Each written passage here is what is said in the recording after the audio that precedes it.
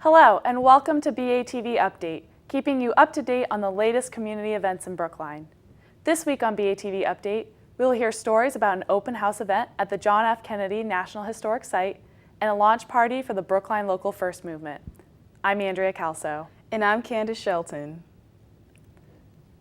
On August 25th, residents and visitors to Brookline gathered at the John F. Kennedy National Historic Site to celebrate the 96th birthday of the National Park Service. Participants were led on guided tours of the house and participated in special craft activities and book readings of the former president's favorite childhood books. Really exciting activities today. We've had some journal making and bookmark making in the backyard. All of it is about getting kids engaged in history. The journals are about having them leave their own mark by recording stories just like Mrs. Kennedy did, because that's actually how we learn a lot about our kids today. And the bookmarks, of course, because John F. Kennedy loved reading as a kid. He loved some books that are still classics today, like Black Beauty, Arabian Nights, King Arthur and His Knights. But he also liked some books that we maybe haven't heard of, like Billy Whiskers and His Kids, the story of a mischievous goat named Billy who got into all kinds of trouble, knocking over the local policeman in one story. He also liked a book called The Story of a Bad Boy, about kind of what we would think of today as an average kid who goes out and it's his life and his sort of misadventures as well. So a pretty good variety. This house is the birthplace of our 35th President of the United States, John Fitzgerald Kennedy. He was born in the master bedroom of this house on May 29, 1917. And shortly after John F. Kennedy was assassinated in 1963, his mother repurchases the home and begins to restore the house to its 1917 condition.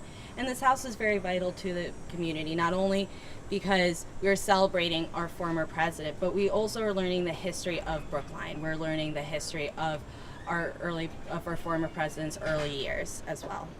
The day was also an opportunity to educate the public on the history and service of the National Park Service. The National Park Service was actually founded in 1916.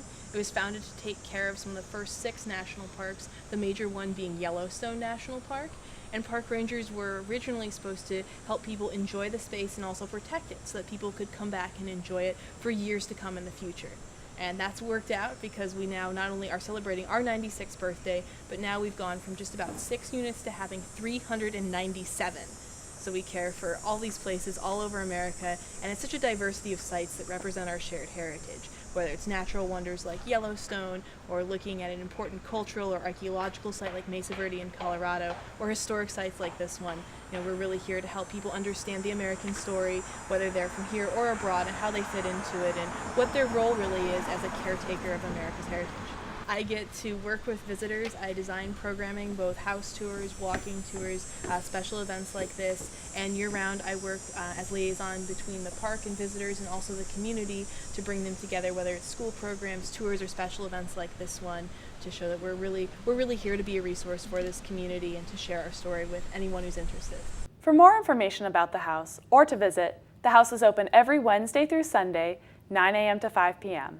Guided tours are held every half hour and self-guided tours from 4 to 5 p.m.